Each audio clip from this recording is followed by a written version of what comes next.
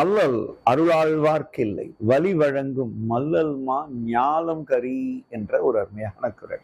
245வது குறள், 25வது அதிகாரம்.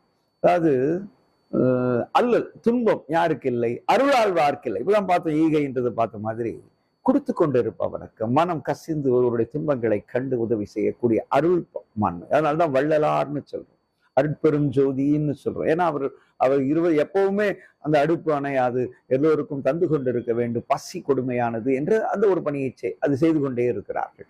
அதுபோல அந்த அருள் இருப்பவர்களுக்கு அல்லல் இருக்காது. அல்லல் என்றால் துன்பம். அல்லல் அருளாழ்வார்க்கு இல்லை. இதுக்கு யார் சான்று? இந்த பெரிய பூமி ஞாலம் இல்லையா, கரி, இந்த பூமி, இந்த காற்றால் உயிர்ப்பிக்கப்பட்டு இயங்கிக் கொண்டிருக்கிற இந்த பூமி இருக்கிறதே, இதுவே சான்று. எப்படி காற்று உய்வித்துக் கொண்டிருக்கிறதோ அதுபோல் உங்களுடைய அருள் உள்ளம் உங்களுக்கு அல்லலை தராது, காப்பாற்றும் என்று நமக்கு உறுதி சேர்க்கிறார்.